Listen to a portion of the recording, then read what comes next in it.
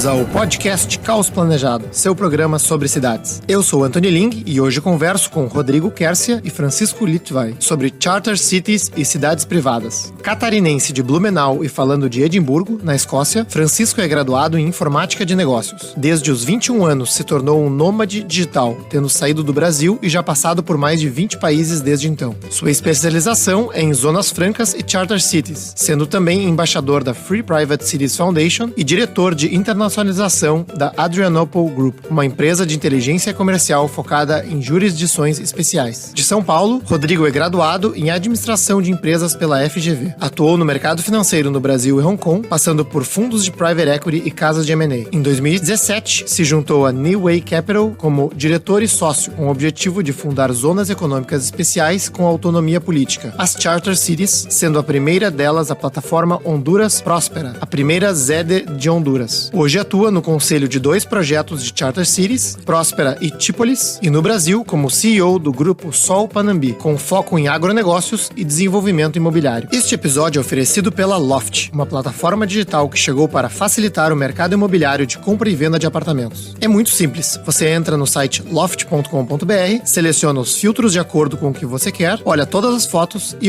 fotos profissionais de altíssima qualidade. Agenda e visita, faz a simulação de financiamento, tudo digital e sem burocracia. Não perca tempo. Acesse loft.com.br.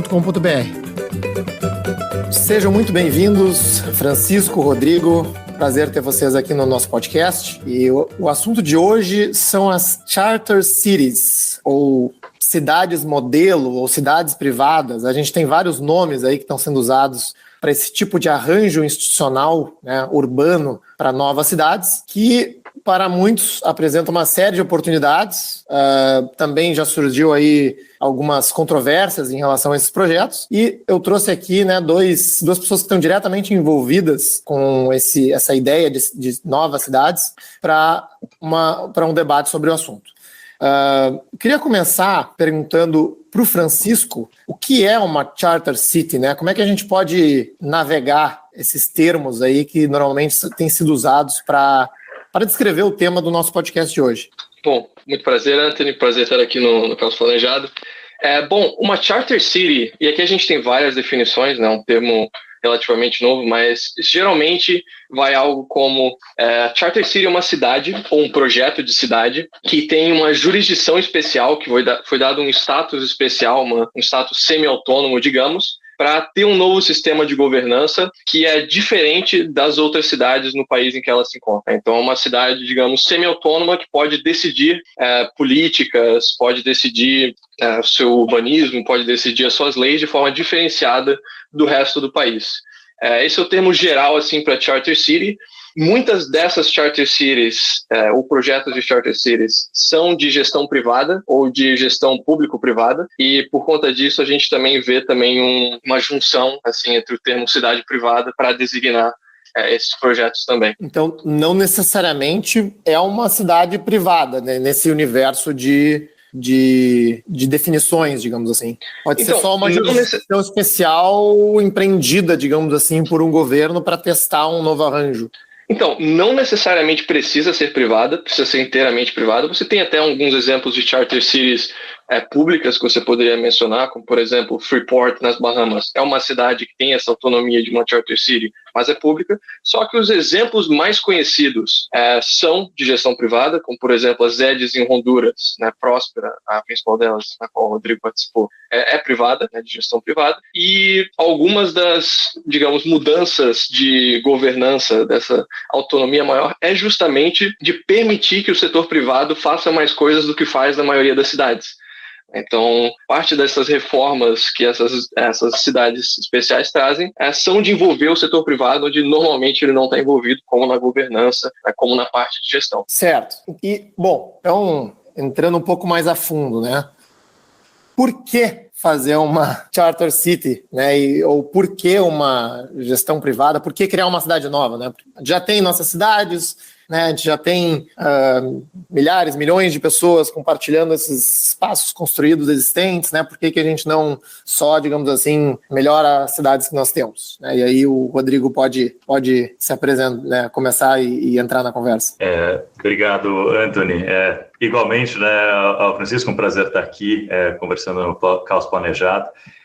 Então, só também aproveitando e complementando um pouco o conceito, a maneira que o Francisco descreveu, né, Charter Cities, a maneira que eu conceitualizo é a seguinte: é como se fosse o Charter Cities é uma cidade por concessão.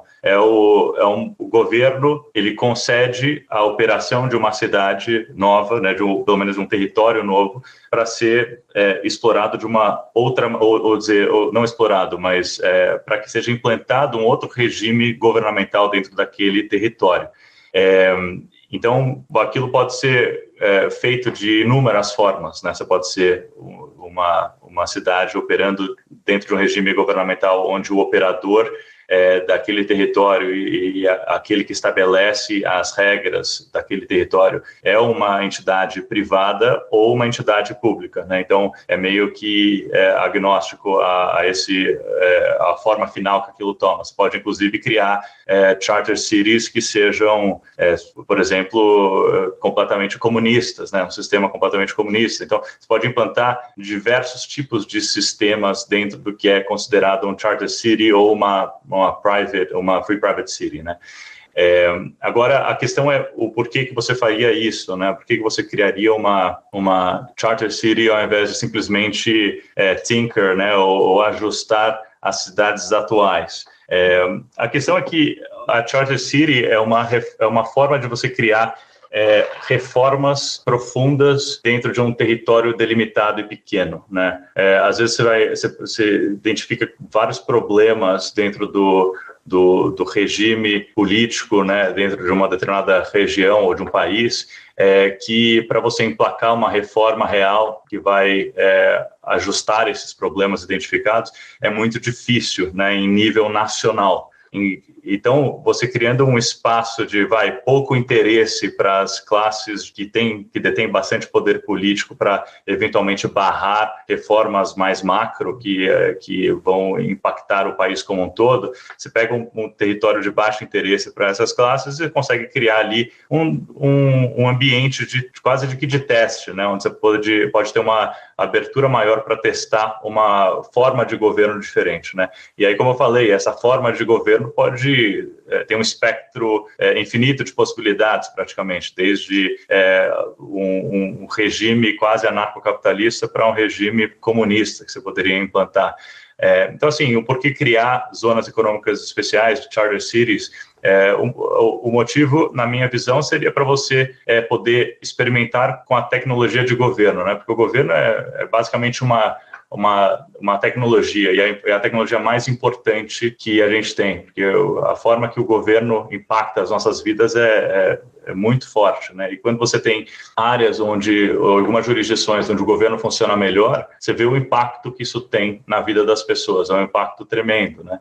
Então, você criar um espaço para testar tecnologias e formas de governo diferentes, para tentar otimizar a forma de governo, é muito importante, né? Então, acho que esse seria o maior motivo para você ter private cities ou free private cities ou charter cities. Seria um mecanismo de você criar um enclave diferenciado que às vezes pode dar certo, às vezes pode dar errado, mas que cria esse espaço de experimentação e teste, né? E vale dizer, só acho que para concluir, assim, grande parte do que a gente pode atribuir o grande salto econômico que aconteceu na China deriva justamente de um modelo semelhante de criação de zonas econômicas especiais no território chinês, onde justamente, começando com Shenzhen em 1980, se criou dentro daquele território uma outra forma de governo, né, com uma liberdade econômica muito maior.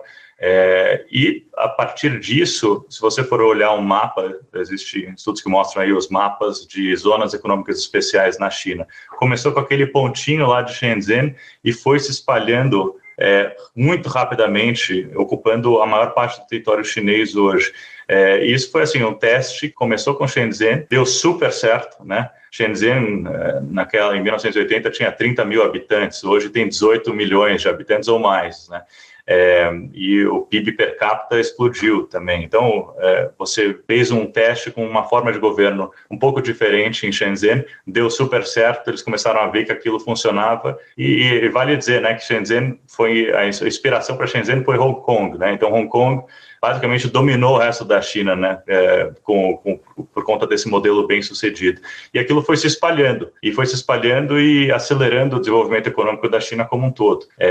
Então, assim, eu vejo, como eu falei, né, o governo, a tecnologia mais importante que a gente tem no planeta, na minha opinião, e você testar e otimizar essa tecnologia é o que mais gera impacto social no mundo, né? Se você consegue melhorar essa tecnologia, isso é muito importante. Se criar um espaço para poder testar essa tecnologia nova, né, de governo e tentar otimizar isso, é muito importante. Você não consegue fazer reformas em escala nacional, muito difícil, então mais fácil você pegar territórios pequenos de baixo interesse para fazer esses testes e tentar, após a prova de conceito ser validada e aquilo se verificar que aquilo funciona, tentar escalar isso para o resto do país. Acho que interessante, né? Acho que essa explicação explica, né, talvez o termo que eu já ouvi para designar essas áreas de cidade startup, né, de locais que estariam justamente experimentando, né, esse conceito aí da startup enxuta, né, de testar rapidamente novos conceitos para novos arranjos institucionais diferentes, né? Exatamente. E isso, bom, quando eu penso no caso da China, né, é um regime autoritário, né? Então, assim, decidindo fazer, assim teremos regiões autônomas, né, ou com seus arranjos diferenciados, independente dos interesses locais, né, daquela população.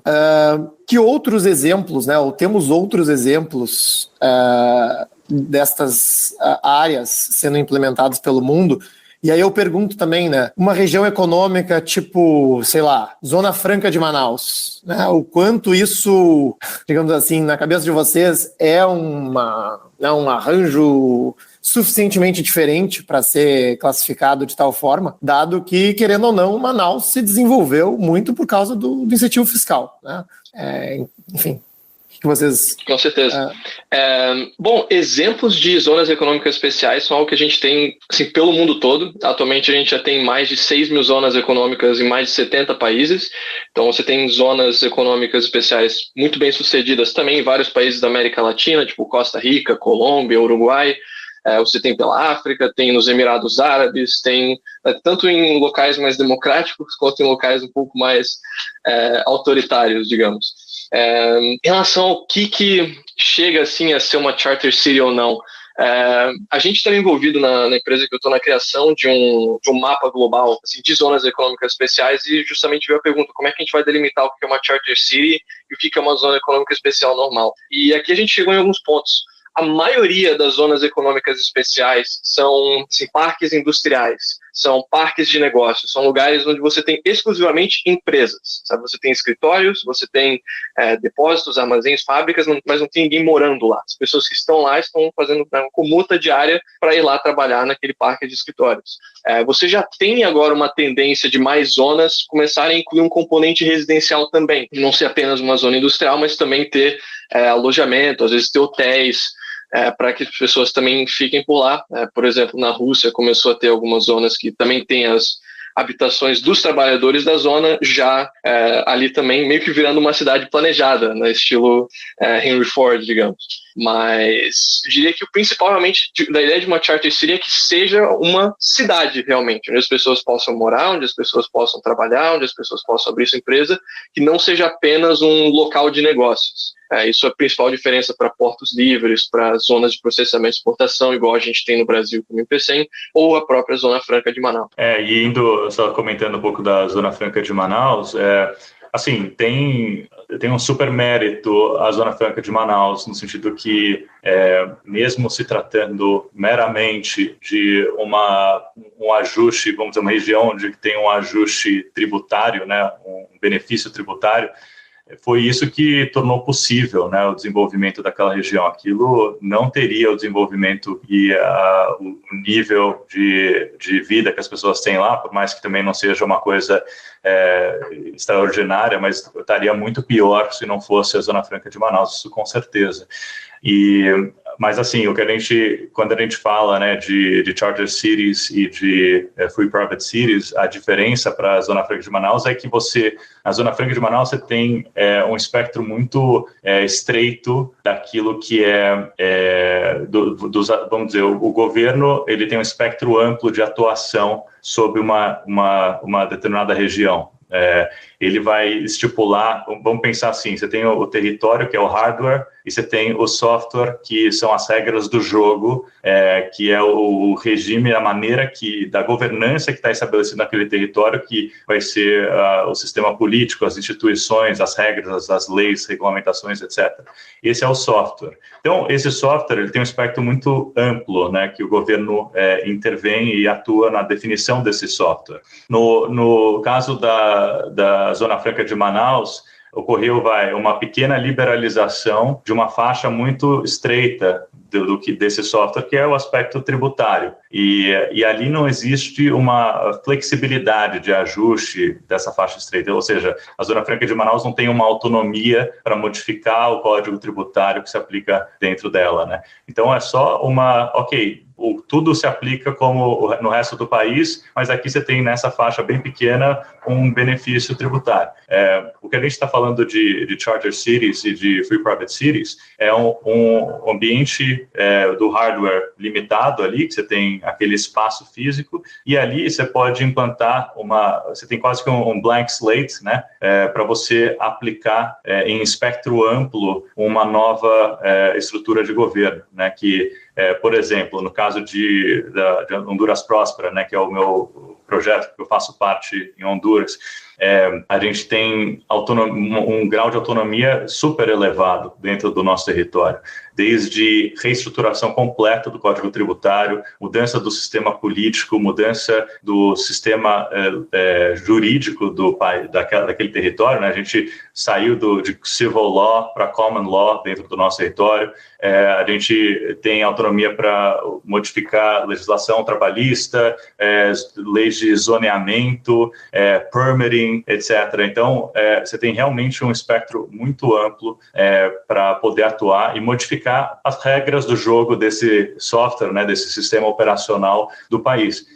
E assim, vale dizer, né, que os países que podem tirar mais vantagem desse tipo de estruturação são aqueles que têm as instituições com bastante vícios, né, e problemas, que é o caso de Honduras, né, um país que tem muita dificuldade de atrair investimento estrangeiro e o motivo principal disso é que tem regras do jogo e instituições ruins, né, que afugentam esse capital estrangeiro. Então, você está basicamente corrigindo justamente o gargalo da atração desse capital estrangeiro para desenvolver o país quando você cria essas zonas econômicas especiais com esse objetivo, né? Isso me lembrou um tweet recente do Leonardo Monastério, não sei se vocês seguem ele no Twitter, falando sobre Bitcoin, né? Que Bitcoin é que nem a K-47, só funciona onde não funciona. Então, só seria uma ferramenta atraente em locais que, enfim, estão numa situação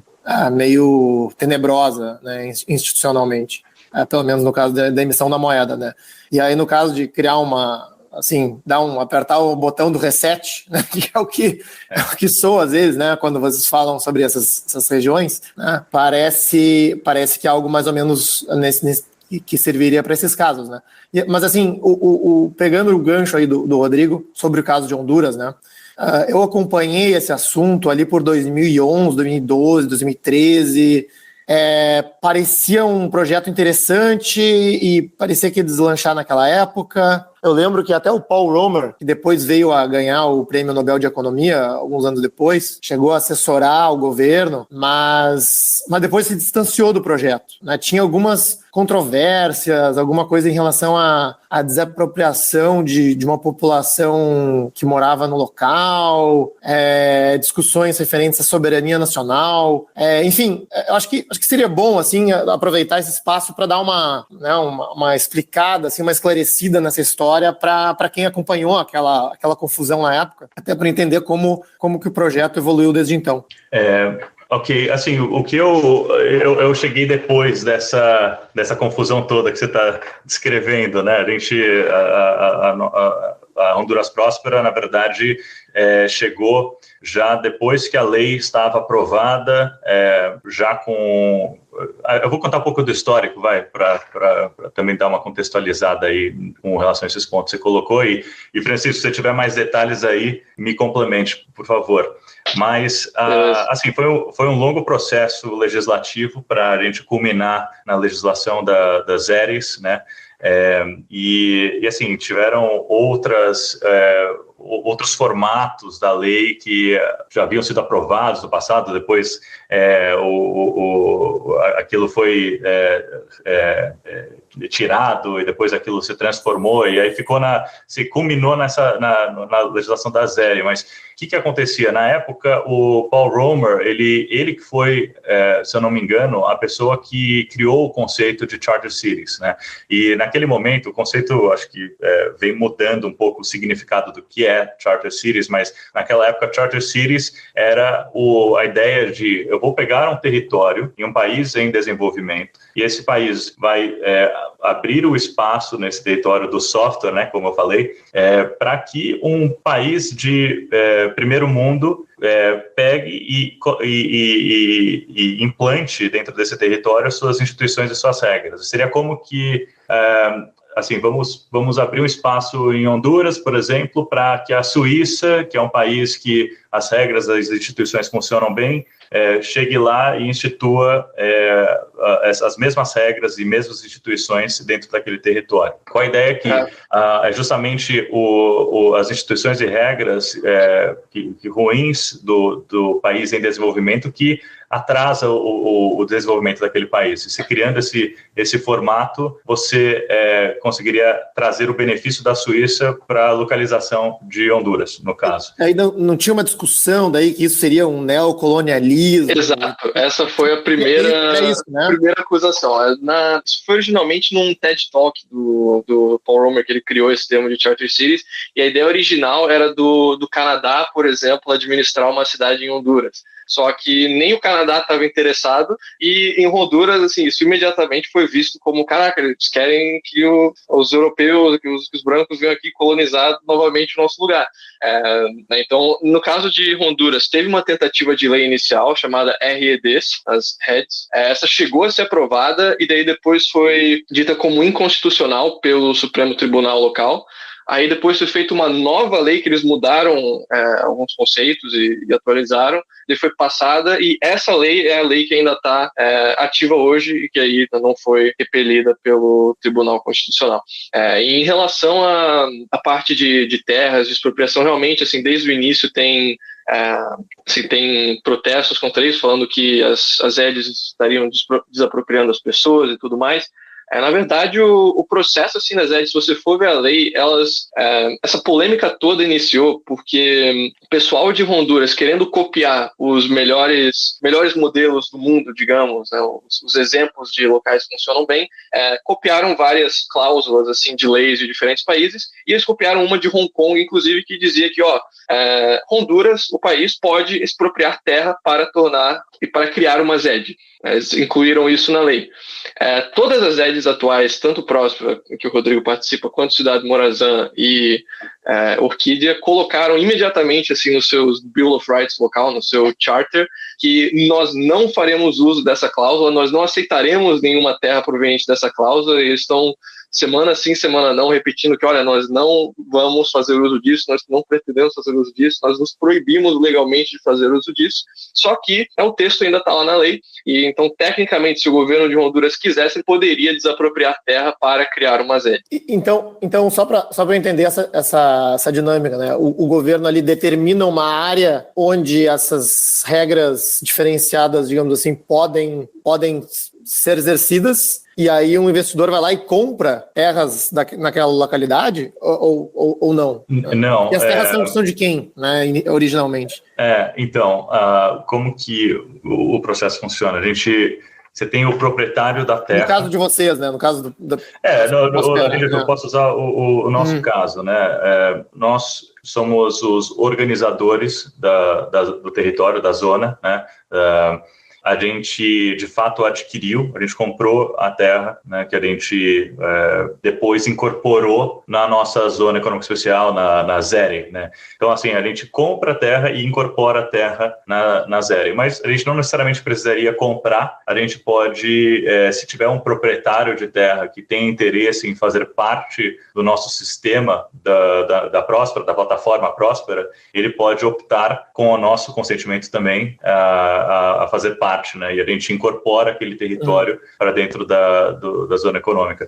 E o que é interessante... Então, essa zona de vocês, dinâmico, ela é atrelada a uma localidade, ou ela é, digamos, só um software que vocês podem, digamos assim, plugar em diferentes localidades? É só um software. Isso que é interessante, porque não tem uma delimitação geográfica específica. Então, você pode criar um modelo que é bem empreendedor, escalável, startup enxuta, começando com uma escala bem pequena e aí incorporando mais áreas conforme você compra essas áreas vizinhas, ou você consegue, ou opciona as áreas vizinhas, ou consegue que os proprietários dessas áreas vizinhas voluntariamente façam parte da zona.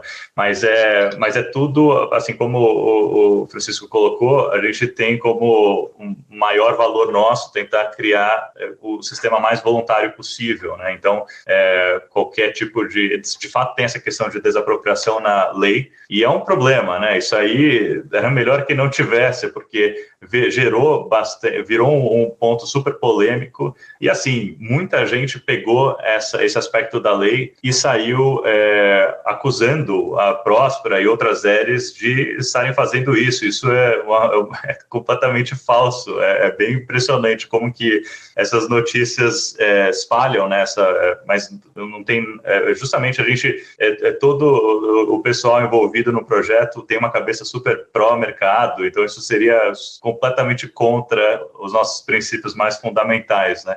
Então, mas assim, de fato é isso, e a maneira que você incorpora áreas é bem dinâmica. Você pode criar, existe a plataforma Próspera, que é o software, você pode implantar ela em um determinado território, e você pode criar hubs, né, onde, como a gente tem no nosso caso mesmo, a gente tem em Roatán, que é uma ilha lá em Honduras, que é onde a gente estabeleceu a primeira área física sob o regime da nossa plataforma Próspera, e a gente já tem outras áreas que não estão contíguas, que também fazem parte desse nosso regime, da nossa plataforma.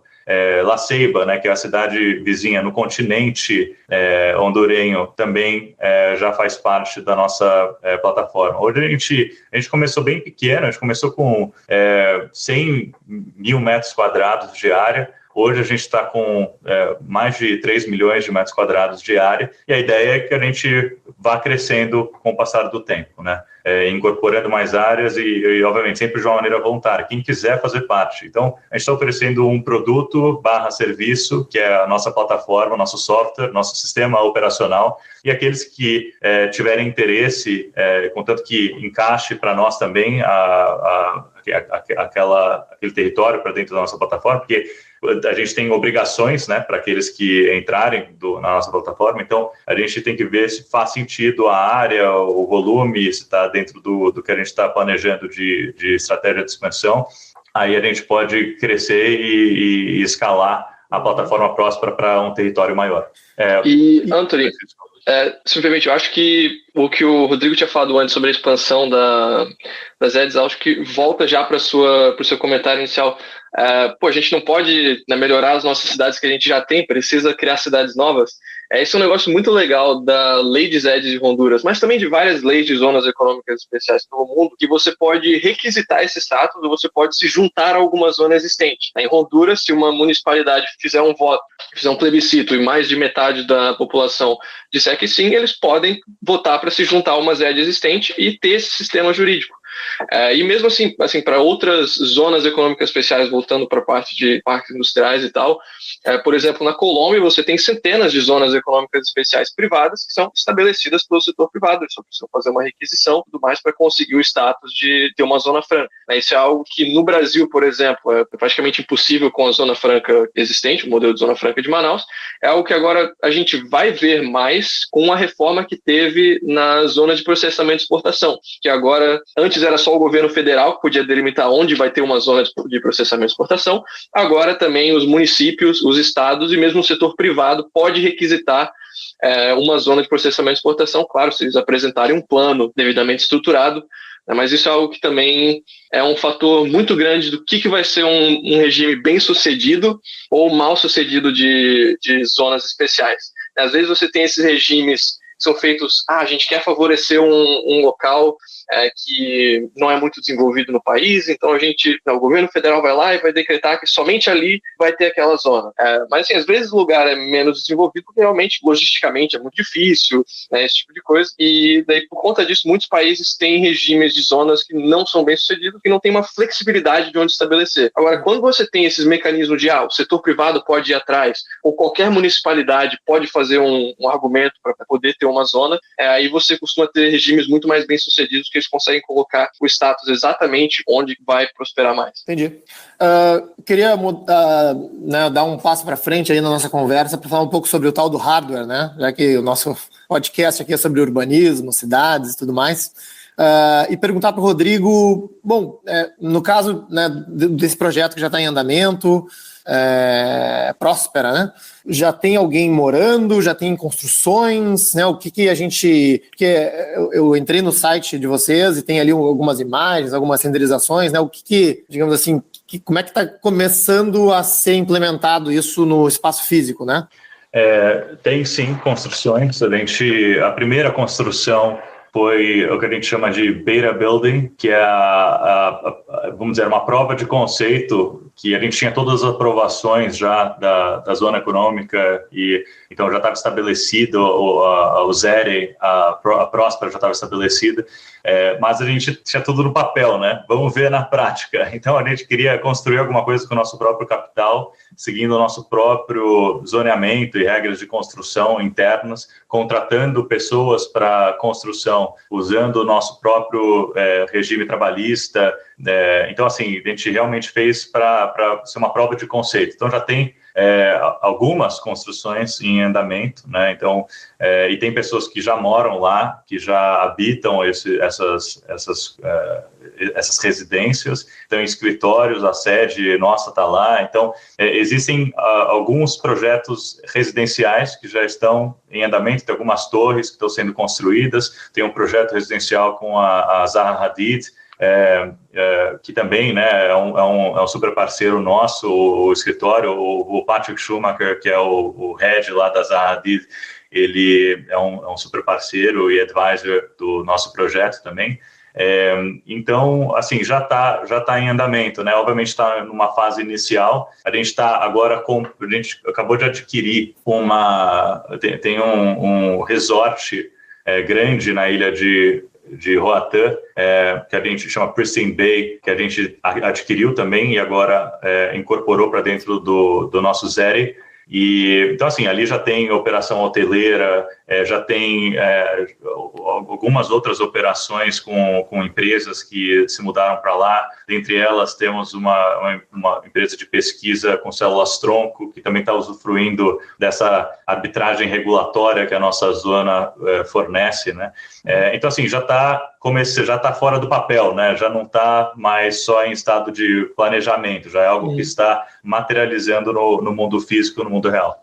Eu queria fazer uma provocação, né, pelo menos em relação ao que se vê externamente, aí no caso de Próspera ou Prospera.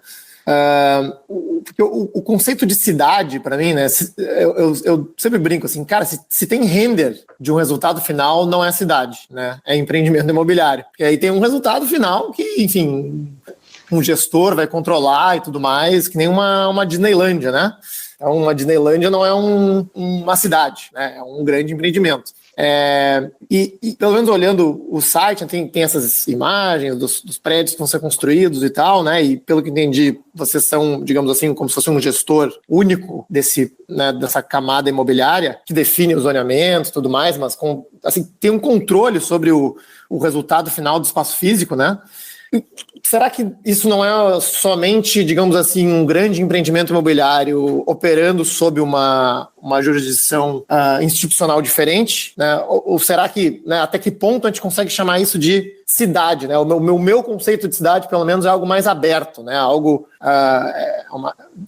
está usando aqui a palavra plataforma, né? Mas uma plataforma aberta onde, né, não só diferentes agentes estão aí interferindo sobre o espaço, mas também tem até uma representatividade cívica, social, né? A própria população aí participa da gestão, elege seus representantes, né? Que é o que a gente tem, pelo menos, se conhece aí no mundo democrático como cidade, né? Então, como é que vocês lidam aí com essa porque é um conceito novo, né? Então, um conceito novo. Só dividir um pouco os conceitos que você colocou. Achei, assim, por exemplo, a questão de representatividade, isso aí é um aspecto de governança, de eleição, é um aspecto de governança, né? Vamos dizer, vamos dizer, o sistema político que está implantado vai determinar a maneira que aquilo que o operador da zona vai operar, né?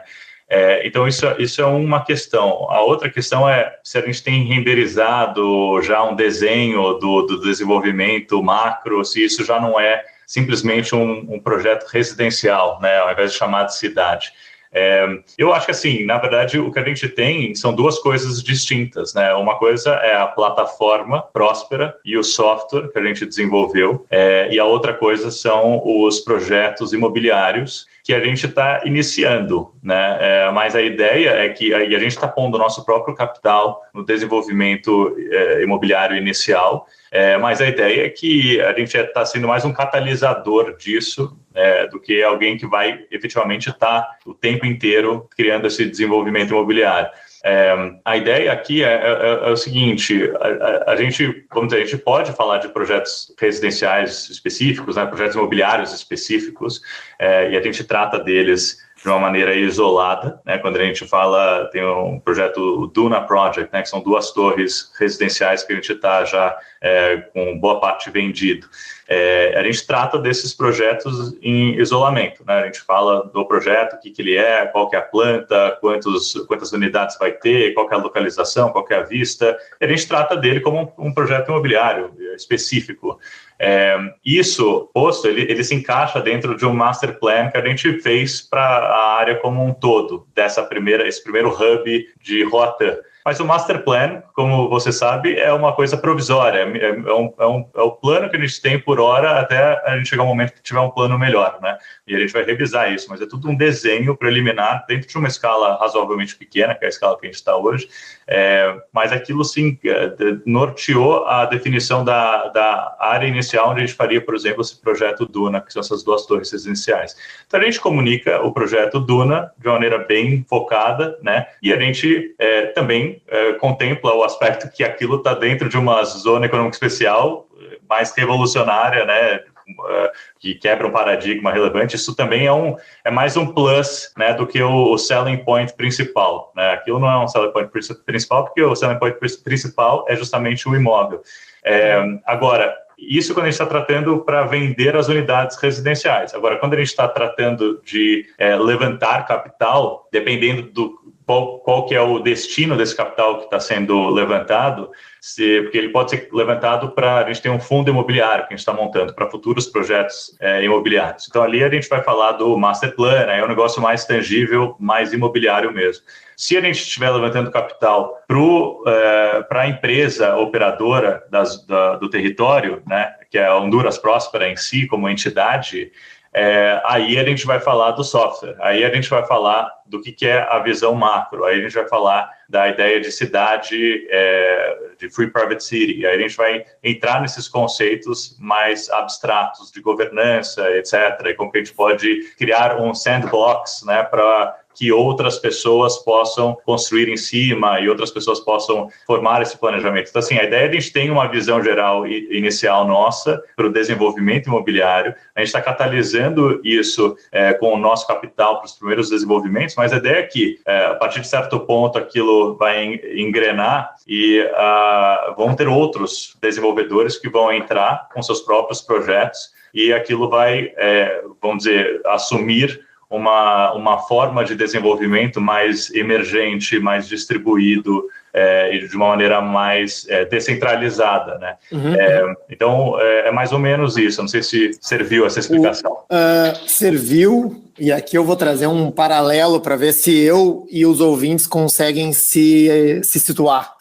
Vocês, na parte da urbanização, seriam tipo uma Terra Cap de Brasília. Vocês uma Terra Cap? O que é Terra Cap? Terra Cap é a agência... É a urbanizadora. É a urbanizadora de Brasília, né? Uma empresa estatal que o governo federal fez para construir o plano piloto e gerir o estoque de terras, né, de Brasília.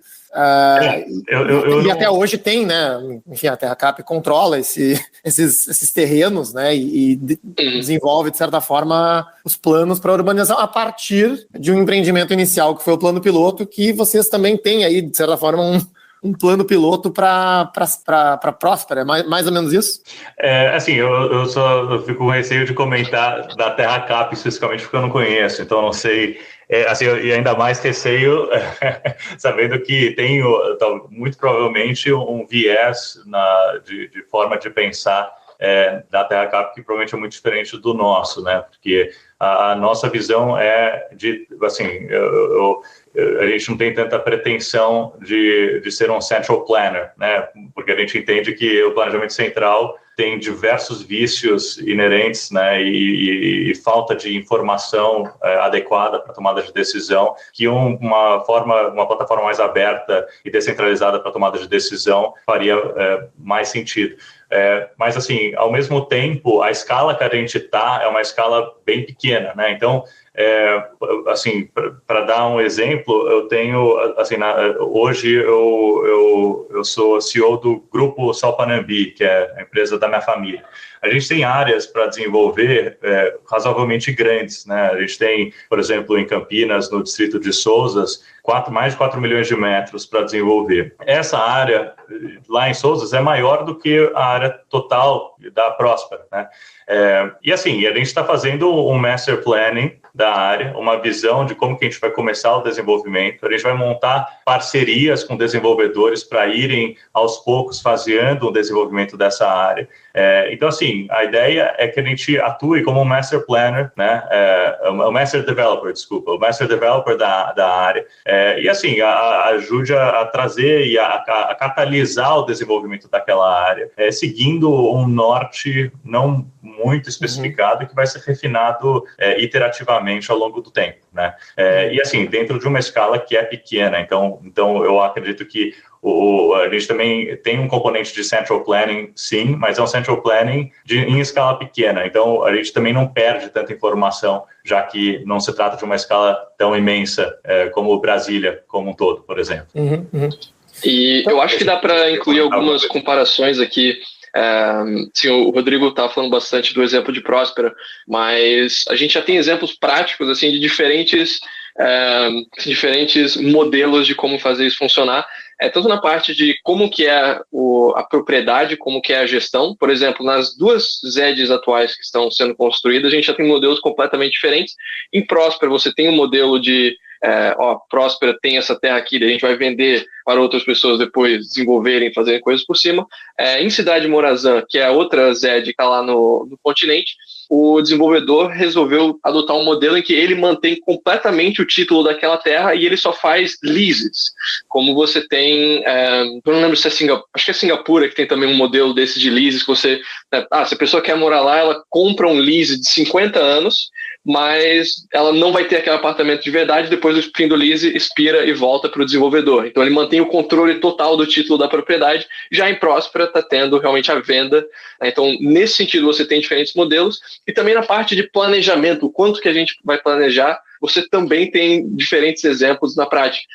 Os desenvolvedores de Honduras, então, tanto Morazan quanto Próspera, e outras empresas no ramo de Charter Cities, como a Típolis, em que eu e o Rodrigo a gente está envolvido, conversando com os arquitetos assim, desse pessoal, realmente tem uma visão assim, de crescimento por fases, sabe? De vamos começar com um estágio, sabe, de 1.000 habitantes, vamos chegar a 1.000 habitantes primeiro, depois como seria a expansão para 10.000, depois como seria para 100.000, algo muito gradual e vendo qual seria o crescimento natural daquela cidade, se vier a se tornar uma cidade, atualmente é uma vila pequena basicamente, e você tem projetos de Charter Cities, assim, vindo principalmente de governos que já são até megalomaníacos, poderíamos dizer, como os que a gente vê no próprio Oriente Médio, como a NEOM, da Arábia Saudita, assim, uma cidade que o governo da Arábia Saudita anunciou que vai ter a sua própria legislação diferente e tal, e que assim, você vê os modelos, para ser uma cidade hiperfuturística no deserto e que vai custar 5 bilhões a construção inicial, sabe? Então eles já estão chegando que não, assim, a gente vai começar para ter uma cidade de 500 mil habitantes e vai ter esses empregos e essas empresas, algo muito mais, de certa forma, mecânico, do que o que está sendo feito em Próspera, de vamos crescendo, vamos ver quais indústrias vão se instalar aqui, vamos ver qual vai ser a nossa força de mercado e tal. Então, tanto no modelo de propriedade quanto no quanto vai ser planejado, a gente tem diferentes exemplos na prática hoje em dia. Eu acho que é interessante desse conceito que, pelo menos para o morador, né, o conceito entre setor público e setor privado parece começar a ficar meio cinzento, né? Porque para o morador, você está ali e você tem, eu vou chamar aqui de gestor urbano, né? Que é o que a gente conhece aí por governo municipal. E pelo que eu entendi, né, vocês aí do Próspera, ou sei lá, qualquer empresa ou agente privado ou público, né, que for administrar essas áreas, vai ter esse papel, né? Então, assim, não sei qual que também a opinião de você sobre isso, mas para mim, né, é praticamente como se o setor privado estivesse agindo como um governo local, né, ou tivesse muitas responsabilidades de um governo local. Aí, bom, é público ou é privado? Sei lá, tanto faz, não sei, né, porque o objetivo que tem que atingir é o mesmo, né? Não sei se vocês já refletiram sobre isso, né, porque Não, sim, na verdade, assim, isso representa uma mudança de paradigma absurda, né? Porque como, assim, muitas vezes começa a pensar sobre isso, vira um negócio turvo, assim, difícil, porque a gente está até preso num paradigma anterior, que isso muda bastante, né? A forma de pensar, como que a gente deveria estruturar vamos dizer, o modelo de governo, mas o que muda uma coisa é governança privada, outra coisa é governança pública, né? E, então isso de fato tem uma diferença muito relevante, né? Então, mas assim é uma diferença, na minha opinião, para melhor, né? Porque você tem hoje, pensando no sistema atual, né? Se eu puder comentar um pouco, né? O que eu acho que quais são os problemas, né, do sistema atual e por que esse tipo de governança privada tem vamos dizer, uma possibilidade muito forte de melhorar drasticamente, né, o sistema de governo quando a gente compara com o status quo atual. Hoje, né, o sistema público, né, de governo, ele não tem os incentivos econômicos adequados, né, ele não tem skin in the game nenhum nas suas determinações, né, de políticas públicas, etc. Tipo, isso cria um problema de degeneração no tempo, né? Tipo, um tipo de entropia nesse sistema, né? Porque não tem um mecanismo corretivo adequado para decisões ruins, né? Fora isso, você tem um problema grande de captura regulatória, né, por grupos de interesses politicamente poderosos, e quando isso ocorre, os grupos de interesses são priorizados, né, em relação aos interesses gerais do cidadão. Então, sempre assim, empresas grandes, grupos políticos e até membros da máquina burocrática estatal que querem aumentar seu poder vão estar agindo por benefício próprio, né? Isso acontece até dentro de empresas, né? Empresas, quando começam a crescer, você começa a ter um pouco dessa entropia dentro dessas empresas, mas lá você tem sempre o incentivo corretivo de estar buscando lucro na operação, e aquilo gera um incentivo para quando você identifica esses problemas, o executivo, o sócio, vai lá e tenta eliminar isso e criar mecanismos corretivos para esses problemas que vão surgindo naturalmente. Então, assim, a gente tem a questão de skin in the game. E o problema também até, talvez mais relevante, a gente tem o problema de períodos, né, de mandatos. Então, você tem o mandato, vai ser por 4 anos, talvez 8, e aí você cria um incentivo para o governo tentar absorver o máximo de capital político dentro do seu período de mandato, porque para ele, se aquelas decisões são negativas do ponto de vista econômico e do bem-estar de longo prazo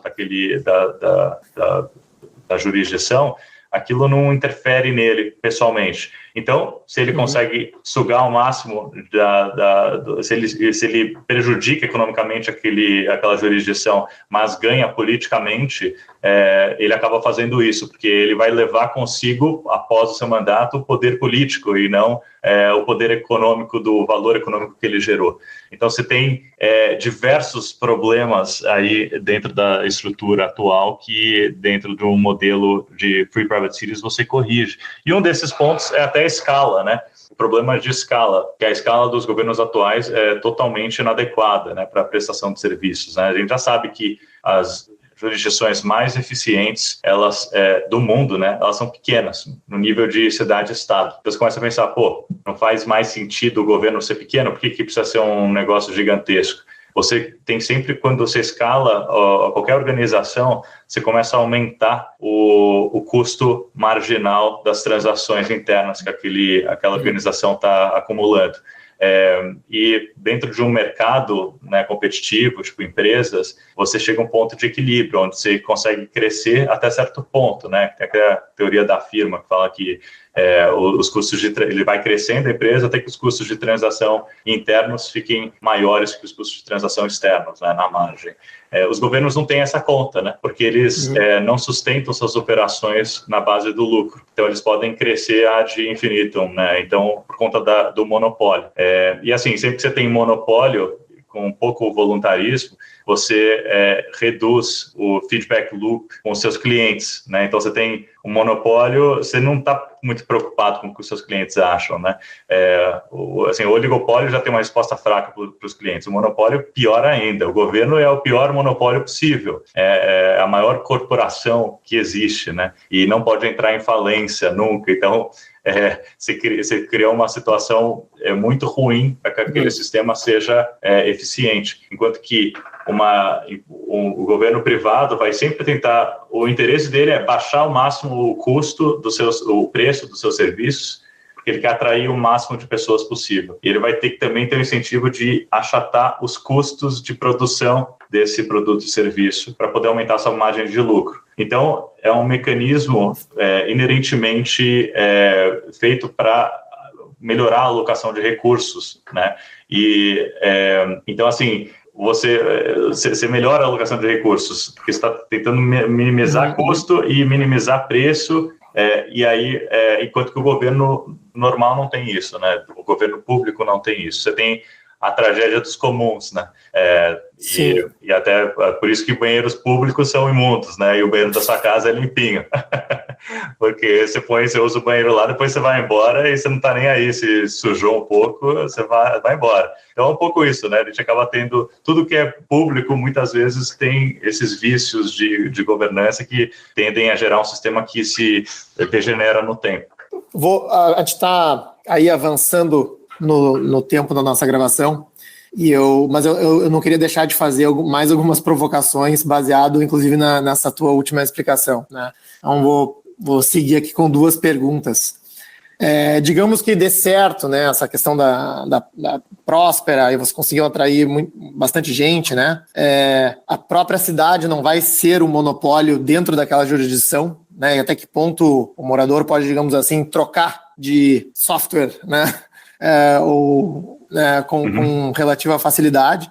E aí a gente até entra numa questão aí que a Sofia colocou no nosso chat, né?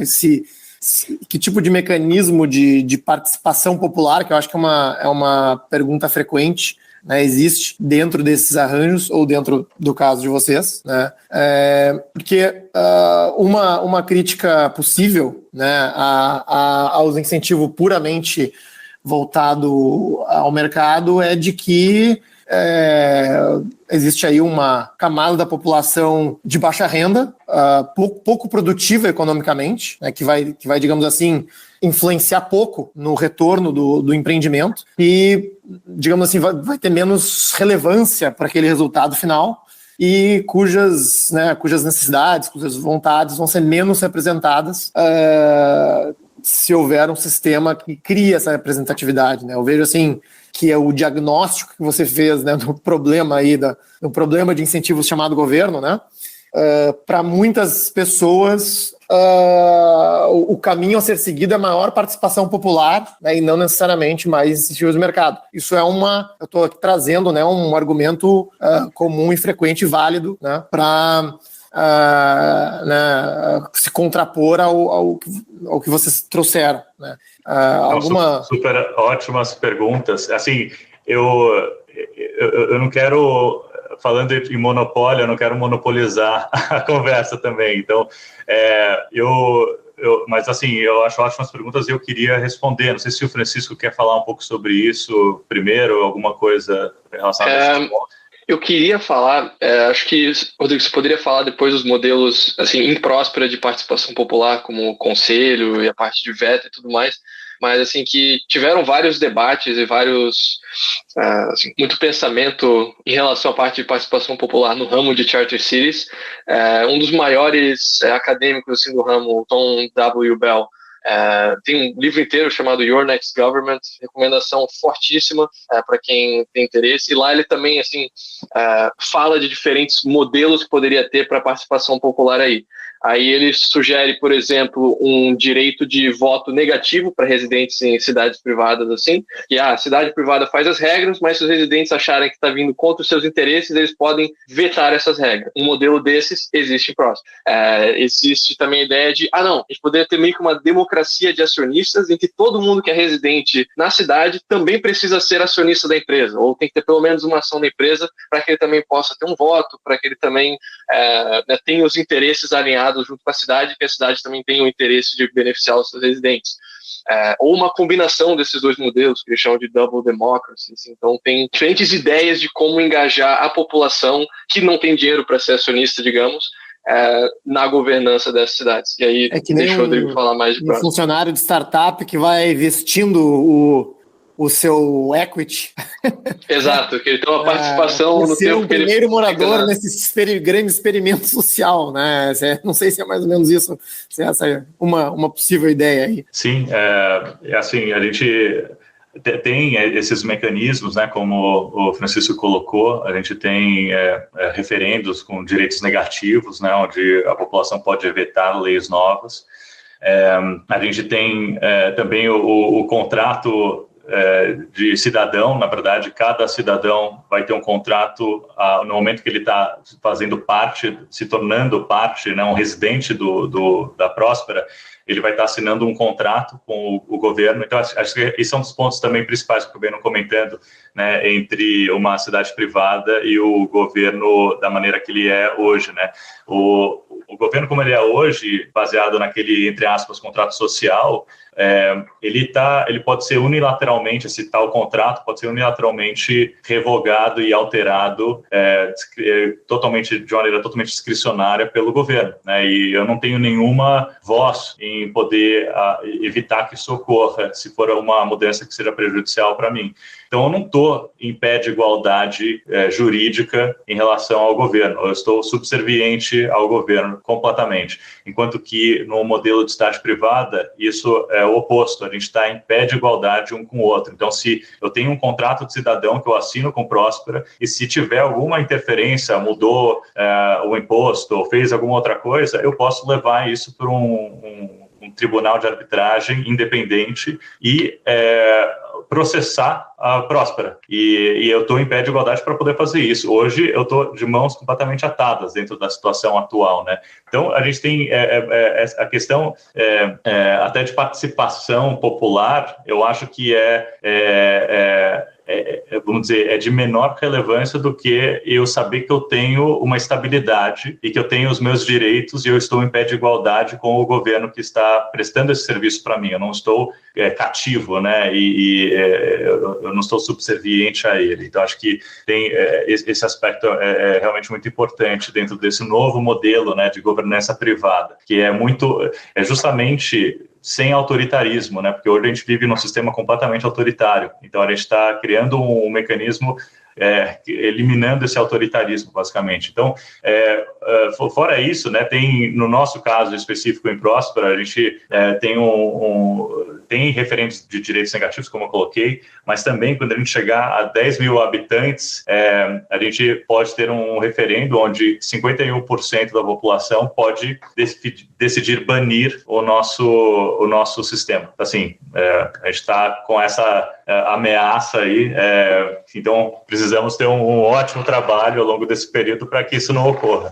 Vocês colocaram uma, digamos assim, uma regra para vocês mesmos, é isso? Exato, até porque a gente não sabemos como se pode desenvolver. Eventualmente, o controle da empresa operadora pode não estar mais na nossa mão, né, como os operadores atuais, né, e a gente quer criar um sistema que seja bom para todos. Então, eventualmente, está na mão de outras pessoas, a gente quer que tenha essa válvula de escape, né. Mas, assim, até pensando nessa questão de válvula de escape, a gente está... O que a gente está falando? A gente está criando um sistema diferente de governo em um território... Isso aqui também não foi comentado, e acho que é muito relevante. É um território sem habitantes. A gente está numa área pequena ali, onde não tem nenhum habitante hoje. Então, assim, a gente não está forçando ninguém a entrar na nossa jurisdição, né? Tem zero coerção aqui, é totalmente voluntário. Quem quiser entrar vai fazer parte sabendo tudo de antemão, quais são as regras de antemão, ao que ele está acordando, né? E aquilo vai ser... então, assim, é totalmente voluntário. Então, essas questões, né, na prática, o que a gente está oferecendo? A gente está oferecendo uma pequena alternativa, né? Quem não quiser, e cada um está livre para sair. Então, assim, se um hondurenho, né, como você estava falando, pessoas com mais baixo poder aquisitivo, se eles entram no nosso regime, na nossa plataforma, ele está livre para sair a qualquer momento. Então, assim, não tem nada que impeça de fazer isso. É diferente do sistema atual, porque hoje meio que você é refém do Brasil, né? Como que você faz para sair? Você tem que ter... Para sair é um puta perrengue, é uma dificuldade. Para entrar em outro lugar também é uma dificuldade. Nesse caso é o quê? Você está em Honduras, ok. Agora você está em Honduras, você tem a alternativa de ir para Próspera, né? Não deu certo em Próspera, você pode voltar para Honduras. Então, assim, você tem... A participação popular, na minha visão, é muito mais parecida com, vamos dizer, um mercado natural, né? Vamos dizer, você pode... Eu voto em qual celular eu gosto mais, comprando o celular que mais se adequa às minhas vontades, né? e eu posso ir lá na loja e eu compro, né? Então os meus desejos e tal são melhores endereçados por esse celular, então eu compro esse celular. É totalmente voluntário, é diferente de um sistema onde você está cativo dentro daquele sistema, e aí por estar refém daquele sistema você precisa ter uma participação popular para evitar com que outros grupos utilizem do sistema coercivo para me coagir, né? É diferente, porque você não tem essa capacidade dentro de Próspera. Então, isso até perde muito relevância versus o modelo atual. Isso é parte do que é uma mudança de paradigma e a forma de pensar sobre isso, né? O Francisco quer complementar alguma coisa? Eu acho que vale acrescentar assim, essa parte de escolher locais diferentes, a razão pela qual zonas econômicas especiais são importantes, né? A gente tem uma discussão assim de eu devo tentar mudar o sistema onde eu moro ou devo tentar ir para um outro lugar, né? Tem esses proponentes de exit, de imigração, de não, busque uma jurisdição que te trate melhor e tudo mais. É uma possibilidade, mesmo se não existissem zonas, de você, sei lá, emigrar para um outro país e morar na Europa, morar nos Estados Unidos, e morar para onde você quiser, para ter um sistema diferente que te agrade mais. Só que, assim, na teoria, isso é para ter uma competição entre os governos atuais, e realmente tem, mas na prática, nem todo mundo tem a possibilidade de se mudar simplesmente, né, assim, para um outro país. Tem fatores como família, tem fatores como relações de trabalho, tem, assim, diversos fatores além de simplesmente a governança. E isso é uma razão pela qual zonas especiais são tão interessantes também, porque elas criam várias oportunidades de governança diferentes dentro de um mesmo país, sabe? Então, uma pessoa se mudar dentro do Brasil é muito mais fácil do que, sei lá, ela ir para uns Emirados Árabes da vida, e mesma coisa agora em Honduras. Ele já tem 3 ZEDs ativas e tem, se eu não me engano, 26 ou 27 projetos de ZEDs que foram apresentados para o CAMP, o comitê lá de adoção de melhores práticas, para daí serem aprovados e se tornarem ZEDs. Então, assim, se todos esses passarem, não sei se vão ou não, mas Honduras seria o equivalente ao número de estados brasileiros em ZEDs diferentes que, né, cada uma poderia ter o seu sistema diferente de administração, de urbanismo, de impostos, enfim, para daí a pessoa escolher o sistema que melhor apetece ela. E aí, só também complementando aqui, endereçando a questão de monopólio, né, que foi colocado no começo.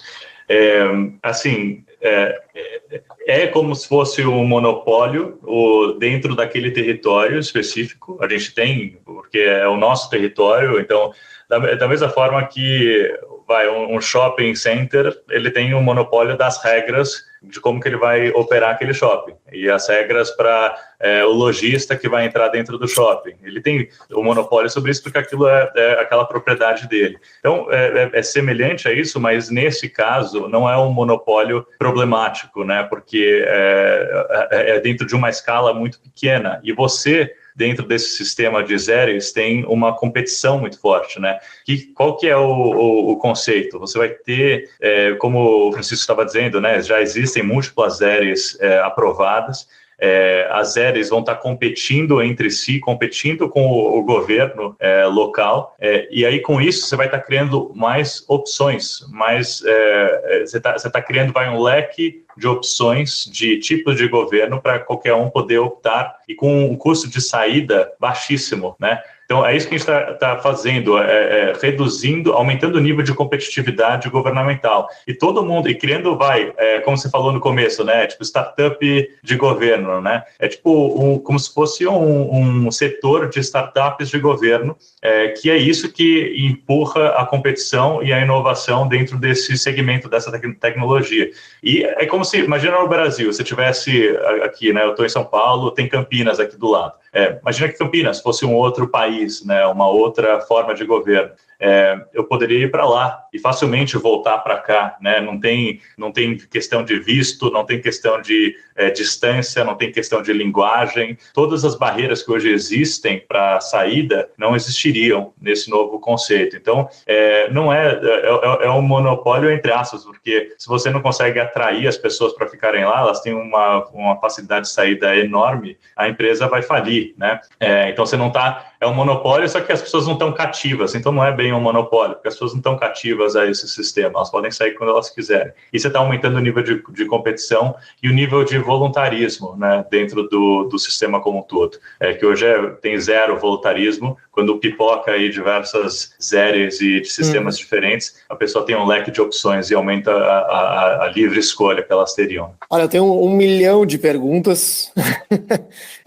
Queria continuar conversando com vocês. E eu vou ter que fazer mais 2 antes de terminar, tá? Que é assim, então na ponta da língua. Uma minha e uma do Vitor, e daí a gente se encaminha para as considerações finais de vocês. A minha pergunta é a seguinte, porque eu vejo assim, provavelmente as primeiras pessoas, as primeiras migrações para essas regiões sejam empresas que estejam buscando aí algum benefício fiscal, algum posicionamento institucional diferente, já que uma pessoa ir morar num lugar desse sem emprego, sem renda, é algo meio... só se a pessoa trabalhar virtualmente, né? E aí, provavelmente, uma migração de maior volume aconteça em busca de emprego, né? Pessoas, tem mais empresas, tem, né, uma maior multiplicidade de serviços e tudo mais, que vai atrair talvez uma migração mais natural para essas jurisdições. E se a pessoa, digamos assim, é um funcionário de baixa renda nessa cidade e é demitido, né? O que acontece com essa pessoa, né? Tem uma seguridade social, né? Tem algum tipo de auxílio para essa pessoa, ou ela tem que ir embora porque foi demitida, né? Ou tem que achar alguma outra alternativa dentro da cidade. Essa é a minha pergunta. E aí a pergunta do Vitor, para fechar, é se existe alguma proposta disso no Brasil, né? Que provavelmente teria que mudar a nossa Constituição também para permitir que isso aconteça, né? Só para dar um panorama aí para os ouvintes. Bom, eu posso responder a última, e em relação à primeira, acho que vai depender bastante de qual país que a gente está falando. Acho que o Rodrigo poderia falar de Próspero, mas assim, no geral, em relação a... Sim, que no caso, enfim, cada plataforma pode ter o seu arranjo, é isso que eu entendi, né?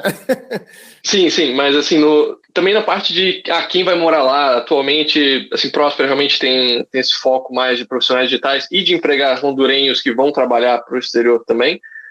Mas assim, a gente também tem outros projetos em Charter Cities em regiões do mundo com demografias e economias completamente diferentes. Por exemplo, lá na Zâmbia, você tem um projeto de Charter City chamado Ngwashi, que é basicamente uma cidade satélite da capital de Lusaka. Lusaka, assim, está crescendo, a Zâmbia no geral, a África no geral, assim, está urbanizando muito, a população está crescendo, então, naturalmente, a cidade já está expandindo para virar uma megalópole ali, e o pessoal falou, ok, a gente vai criar aqui uma cidade nossa nessa rota de expansão da capital e ter uma Charter City ali. Então, o motivo econômico de alguém morar lá é muito mais simples, assim, as pessoas já estão indo morar lá, já estão indo morar naqueles arredores, e aqui a gente está fazendo isso na forma de uma Charter City.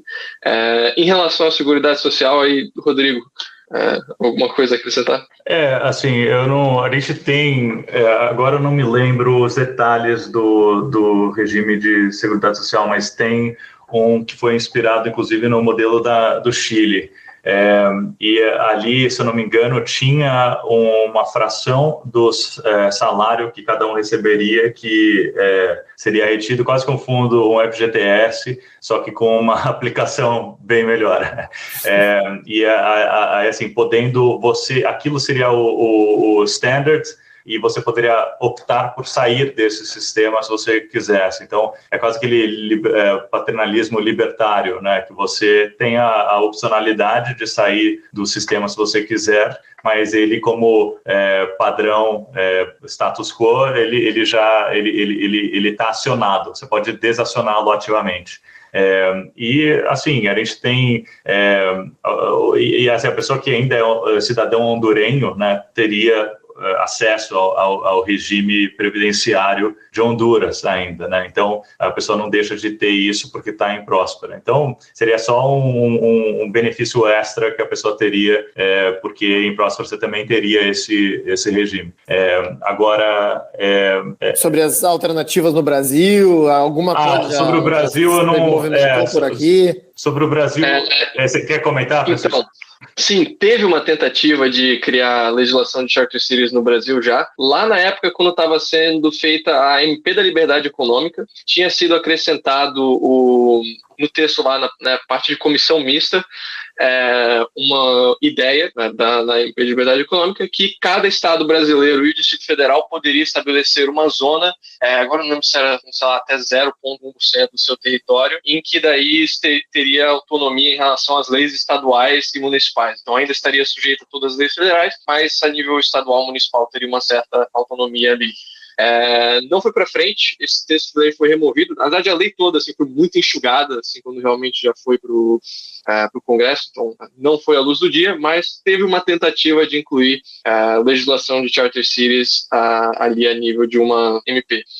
Fora isso, assim, o Brasil teve a reforma de zona de processamento e exportação, né, ano passado, que flexibilizou um monte de coisas e já tornou muito mais fácil pensar em Charter Cities no Brasil, porque agora você pode ter zonas de processamento e exportação privadas, então você adicionou esse componente, elas podem agora vender tanto para o exterior quanto para o Brasil, antes tinha que exportar pelo menos 80% da produção, elas podem agora ser geograficamente, não precisa ser contígua, pode ter uma zona, ter várias propriedades diferentes, meio como você tem em Honduras, então assim, flexibilizou muito a parte de estabelecimento, o que pode ser, o que não pode ser, das zonas tradicionais, digamos, que o Brasil tem, e aí se fosse feita uma reforma, digamos, para incluir um componente residencial, que atualmente não é permitido, já poderia ter um tipo de Charter City aí no Brasil. Legal.